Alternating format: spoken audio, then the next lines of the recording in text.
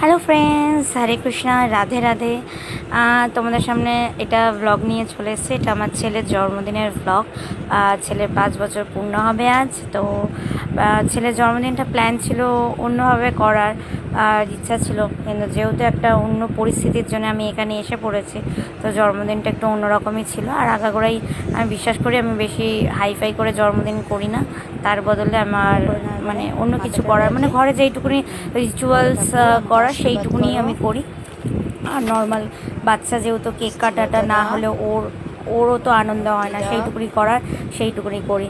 তাই সকাল থেকেই বাঙালি ঘরে যা যা হয় জন্মদিনের রিচুয়ালস হিসাবে, তো ওই রকম 5 রকম ভাজা, তরকারি, সবজি, ডাল, মাছ, মাংস ইত্যাদি যা হয়। মাংসটা আমি করিনি, কারণ যেহেতু আমি মাংসটা খাই না, তাই মাংসটা আমি স্কিপ করেছি। তো আমরা আজকে বাড়ির সবাই মিলে, একান্ত ঘরের পরিবার মিলে, মানে আমার মা বাবা আর আমার শ্বশুরবাড়ির পরিবার মিলে কয়েকজন মিলে আমরা খাবো।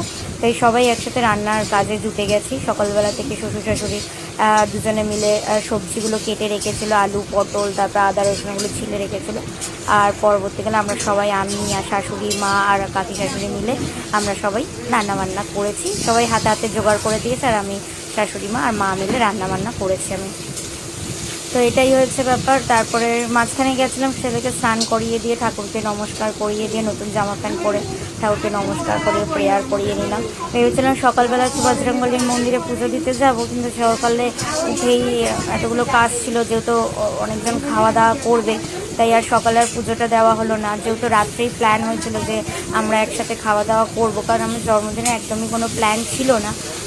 তো মাঝখানে রাতেই হঠাৎ করে প্ল্যান হলো খাওয়া দাওয়ারটা। ভেবেছিলাম যে সন্ধ্যেবেলা কেক কাটিং করে আমি একটু পায়েস দিয়ে দেবো, এটাই ভাবনার মধ্যে ছিল।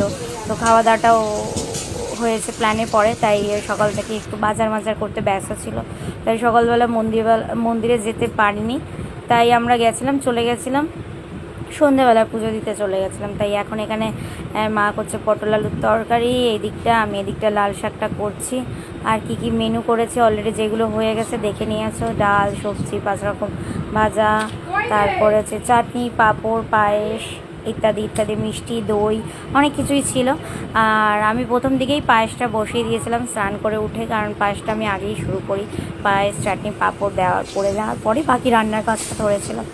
তো আমি ব্লগটা বেশি দিতে পারছি না, কারণ আমার ফোনের স্টোরেজ অনেকটা ফুল হয়ে গেছে, তাই আমি একটু পার্টেই দেবো। তোমাদের কেমন লাগলো অতি অবশ্যই জানিও। আমাকে ভালো লাগলে যা যা করতে হবে তোমরা জানোই, আর কিছু তোমাদের বলতে চাই না। এখন আশীর্বাদ পর্ব শুরু হবে, দিকে রান্না কমপ্লিট হয়ে গেছে আমাদের, এবার সব আশীর্বাদ দিতে বসবো। আজ তাহলে ভিডিওটা এখানেই এন্ড করি, নেক্সট পার্ট আবার